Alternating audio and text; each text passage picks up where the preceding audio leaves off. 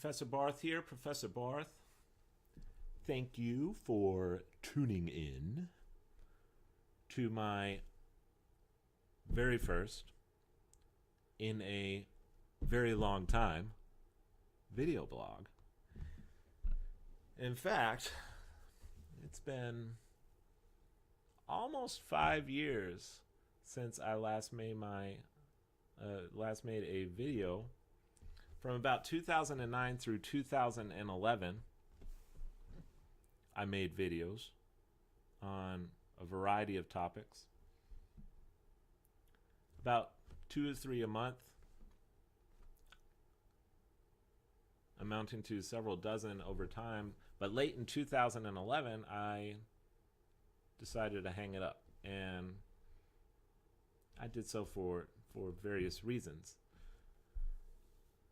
But I tell you, man, I miss it. I definitely miss it.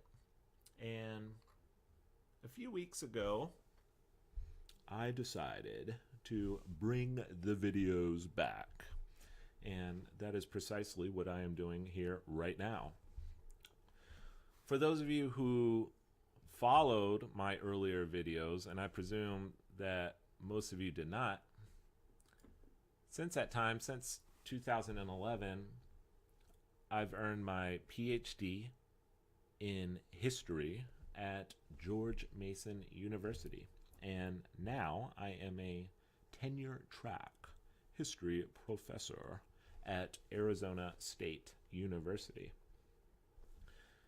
I'm bringing these videos back primarily because I would like a platform to articulate my general views on a broad range of topics that are broader than simply my narrower area of specialization. And on top of that, I would also like to contribute my voice to a larger audience, if that is indeed what will happen. To be honest, I don't know how many of these I am going to make.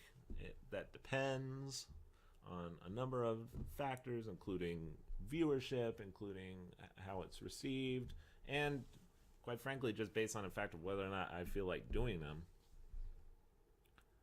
I will say, though, back in the day, with my old YouTube channel, I would get 300, 400, 500 views per video pretty regularly, and a couple videos got over 1,000 views. And I know in the YouTube world that's not considered enormously large, but I started thinking, and take for example the class I taught this last spring in 2016. It was a U.S. history class, and it was a very large class. I had 220 students in that class. It was one of those big, auditorium classrooms, lecture halls, and largest class I ever taught. And I remember the first day walking in there, and just there they are. There they are. And I actually really I loved that class. It was a great class. But it's strange how when you see the audience face to face, it feels so much more real than when you make a video and you get 300 views. It doesn't quite click with you in the same way that you are speaking to that large of an audience. So, to be quite honest, if that is the size of my audience, I would be ecstatic about that, So I don't know. We'll see what happens, and I may make a few and take a break. That all depends. But for now, in the here and now, I am bringing it back. And so, what better way to begin than by introducing myself and providing you, the viewer, with some background context into who I am, where I come from, and how I got here. And if we're going to do that, we may as well start at the very beginning, right? And so let's do it. I was born on February 29th, 1984. Pretty darn unique birthday. February 29th, 1984. Leap year, baby. And actually, in fact, in 2016, earlier this year, I celebrated my 8th birthday, and which makes me 32. I was born in Charlotte, North Carolina. But my parents and my grandparents came from Wisconsin and Pennsylvania. They were northern transplants. German families, going back several generations. My grandfather on one side was a successful businessman, and upon retiring, he became a minister. And in fact, he still is a minister, which is pretty wild to think about. But I'm very close to him and respect him immensely. My other grandfather passed away 25 years ago, so quite a while back, and he worked in a paper mill his adult life. A paper mill, by the way, that no longer exists in that town, sadly. But he was a union man, a strong union man, a FDR Democrat, but social conservative, like a lot of FDR Democrats were. As for me, I grew up in a middle-class Christian home. My mother stayed at home, and she was and remains a very strong woman and a very intelligent woman. My father, incredibly moral man, and so extremely grateful for both of them, and especially grateful for the fact that at an early age, both my mom and my dad would read to me, and they would read to me quite a bit, actually. And as you get older, you learn to appreciate things like that. When you're younger and you go through a rebellious stage, and I certainly went through my rebellious stage, but then as you get older, you begin to realize that you really cannot overestimate the power of family, of education, and of a strong sense of just basic morality. And so in that respect, I consider myself to have been very privileged growing up. And I grew up loving what a lot of kids in the 90s loved, NBA basketball. I loved NBA basketball. Michael Jordan, the Charlotte Hornets. Of course, the Charlotte Hornets, right? Played Sega Genesis, Legos, all that jazz. But also at a very early age, I developed a very deep love for reading, and especially for history. History has always fascinated me as a subject that actually happened. And it may sound strange, but for instance, I love novels and I love film. And with novels and film, you have plot, you have characters, you have drama, and all the rest. But with history, you have all of those elements, but the one difference is it really happened. And because history, there's a lot of truth to saying that truth is stranger than fiction, right? And And history definitely demonstrates that, that's for sure. So, anyway, early age, deep love for history. And then in high school, I was blessed. And I say blessed because I had some extremely talented history teachers in world history, in U.S. history AP, and in European history AP. And they were absolutely phenomenal. And that is what cemented my love for history. So in 2002, I graduated and went to Appalachian State University in Boone, North Carolina, another ASU. And that first fall semester at Appalachian State, I was a business major, right? Very vague and ambiguous. And not that there's anything wrong with business majors, but honestly, I didn't quite know what I would even do with it. But it was simply the practical thing to do. So I chose that major.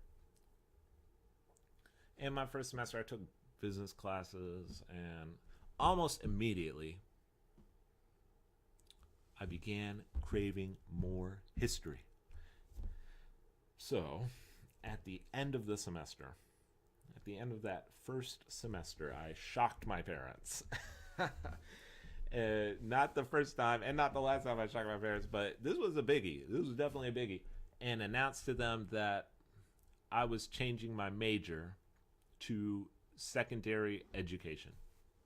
I wanted to be a history teacher, a high school history teacher. And so that's what I did. And in 2005, I graduated and I received a job in the Charlotte public school system. My goal as a high school teacher was to inculcate in my students the same love for history that my teachers did.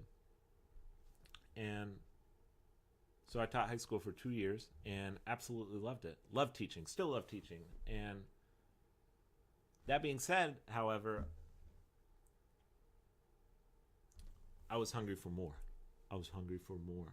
And not more in the sense that I was dissatisfied with teaching, but more in the sense that I wanted to write history. And if you want to write history, you have to go to graduate school. So, long story short, I got my master's degree at UNC Charlotte, and then I started the PhD program in history at George Mason University in Fairfax, Virginia. And I have to say, the history department and the economics department, actually my minor was economic history. Both the history department and the economics department at George Mason University are incredibly solid. And I mean, I had fantastic advisors and professors and just top of the line stuff. George Mason is a great school. My dissertation was on the history of money. The history of money in early America. In early America. So, and how I got to that topic is a whole different subject, but in short, after 2008 financial crisis, I became very, very fascinated by the entire subject of money. And money fascinates me for several reasons, but I would say, A, because money is so prolific in our society, but also because money throughout history is constantly changing. And so I'm interested in how the evolution of money impacted politics, economics, culture, and historical events. I defended my dissertation in 2014, graduated, and got a job with Arizona State University. And that's where I am now. And within ASU, I am affiliated with two organizations: the Center for Political Thought and Leadership, or PTL, and the School for Historical, Philosophical, and Religious Studies. And that's quite a mouthful, so we call it Shippers. We call it Shippers. I teach 3 courses: a U.S. History Survey to 1865. Love that course. Definitely love that course. Mostly freshmen. It's a 100 level course. And it's just so, it's American history. It is broad, and you get up there, and in the semester you start from the beginning, and you go all the way to the Civil War. It's a great class. Love that class. Always will love that class. The other course I teach is the history of money. And if I had to come up with a dream course to teach that was more specific than simply U.S. history, that dream course would have been history of money. And so, not bad. I really enjoy teaching that class, and I will be teaching that this fall. And then the other course I teach in the spring, 2 classes a semester. The third course I teach in the spring is the rise of the British Empire, and another fantastic course. As far as my research is concerned, I've published a few big articles in some academic journals, and right now I am finishing my first book, my revised dissertation, and I'm revising the dissertation to make it less dissertation-y, right? And, because people don't want to read a dissertation. People want to read a book, and so I'm turning it into a book. And the tentative title of that book is The Currency of Empire: Money and Power in the 17th Century. So watch out for that, and maybe I'll make a video on it sometime in the future. So that pretty much sums it up. These videos I'm making as a citizen exercising the basic freedoms that we enjoy under the First Amendment. The founders get some heat today, and they were certainly imperfect men. But I tell you, we are very fortunate, and we should never forget that, to have a First Amendment. It is rare in history. Very, very, very, very rare. I mean, you're talking about a tiny minutia of human beings have enjoyed the freedom of speech. And so we have to make sure that that freedom is always there.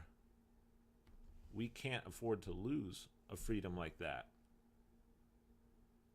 And looking at history, it's a darn good thing we have a First Amendment, because the First Amendment inarguably was responsible directly for some very positive changes in our country's history. And the reason for that is that, well, we have to always remember that the First Amendment is not there to protect safe speech. The First Amendment is not there to protect your right to say that the sky is blue, although that is your right. The First Amendment is there to protect unpopular speech. That's why it's there. And my favorite example in history is the abolitionist movement, the movement that led to the abolition of slavery. And if you look at those early days, the early days of that movement, the 1830s, it took a lot of courage and a lot of guts to be an abolitionist.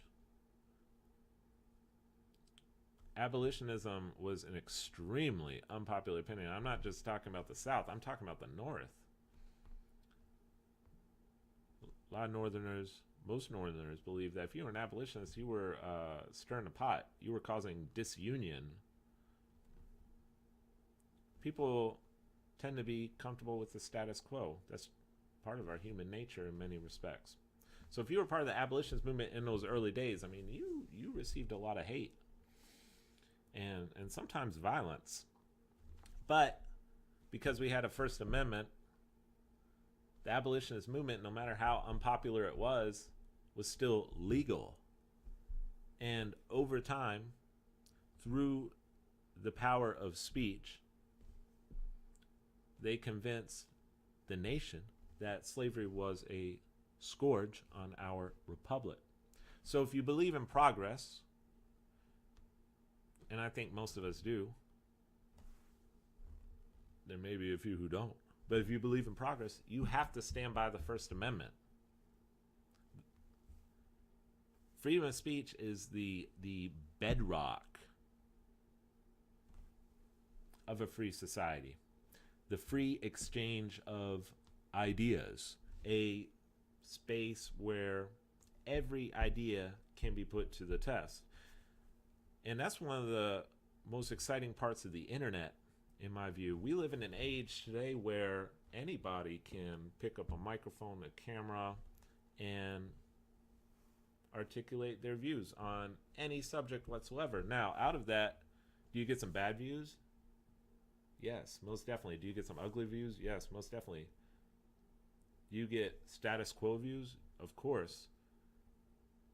Do you get cutting edge views? Do you get views that challenge things in a good way? Absolutely. And it's those views, the cutting edge views, in a positive way. That's why the First Amendment's there. You have to put up with some bad views in order to protect these other views, right? And that's really what the First Amendment's about. It's about protecting all speech, all speech. And one of the things I like most about Arizona State University is that President Michael Crow, and some of you might be thinking, oh, he's just saying this, right? Yeah, it's legit. It is legit. President Crow has gone the extra mile to ensure that ASU is a center for innovation and for ideas. Whether those ideas are in the scientific realm or the mathematic realm or in the realm of the humanities, so long as those ideas can rationally and reasonably compete in the arena, so to speak. And that's the whole concept Crow has of the new American University. I think it's doing a lot of great things. But the same within ASU, the same is also true of PTL, Center for Political Thought and Leadership, and of Shippers. So can't be happier than where I am right now. And just as a little footnote, the students, not just in PTL, but definitely PTL, but the students in all my classes, man, a good chunk of them, I'm not going to say all, right? Because that'd be lying if I said all, but a great bulk of them, of my students in all of my classes, are just absolutely phenomenal. And phenomenal in the sense that, not that they're geniuses per se, although we do have some who may qualify as that, but not in that sense, but phenomenal in the sense that among so many of these students, I look at them and they are just, they are so alive, intellectually speaking, and they're hungry for debate, hungry for discussion, and for intellectual pursuits. It's really amazing. And also the faculty both in PTL and in Shippers have been extremely supportive in the last couple of years. So again, could not be happier. And at the end of the day, that is what makes a strong university. Unfortunately, it seems to me, and to a lot of people, that many, not all, many universities today are lacking in that regard, and in varying degrees. You look around at the general trend in the university system, and ideological conformity seems very often, not all times, but very often, to be the rule and not the exception. There does indeed seem to prevail a regimentation of opinion at many of our nation's universities today, which, if you think about it, contradicts the very essence of what makes a solid university. Ideally, a university is supposed to be a space where no idea is inherently sacrosanct, but rather every idea is placed beneath a microscope and investigated in a very open and rational manner. And out of that, you end up with a faculty and a student body that will inevitably disagree on things, but they do so reasonably and civilly. Not a system where if you challenge doctrine, you're dragged before some inquisition and dealt with as a heretic. Not because your ideas are unsound, but because they go against the current regiment. The current regiment. In a proper university setting, your ideas are rejected if they are not based on rational argument, or if competing arguments show themselves to be more rational and yours to be less sound. And so ASU, I am very pleased with what I have seen there in the last few years, and it truly is a standout institution in that regard. And if you're looking for a university, ASU is not a bad place to look. Well, I think that makes for a pretty decent introduction, and so I may as well stop there while I'm ahead. And thank you again for tuning in. I will update again in a week or two. Lord willing, as always. And in the meantime, may God bless.